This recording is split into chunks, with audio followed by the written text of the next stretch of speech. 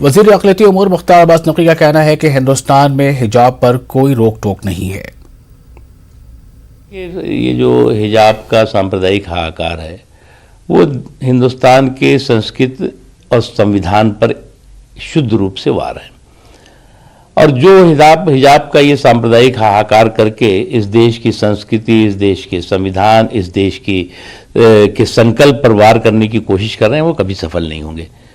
हिजाब पर न कोई रोक है न टोक है। आप जो है वो बाजार में हिजाब पहन के जाइए, किसी ने नहीं रोका। उन देशों की तरह नहीं है जिन देशों ने कि सभी जगहों पे रोक दिया, सार्वजनिक स्थलों पे।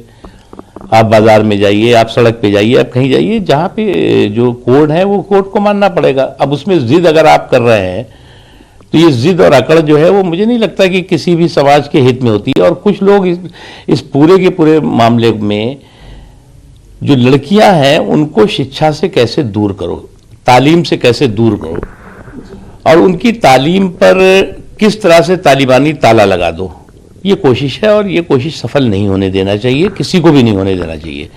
मामला कोर्ट में है, कोर्ट जो निर्णय करेगा सभी लोगों को देखना चाहिए।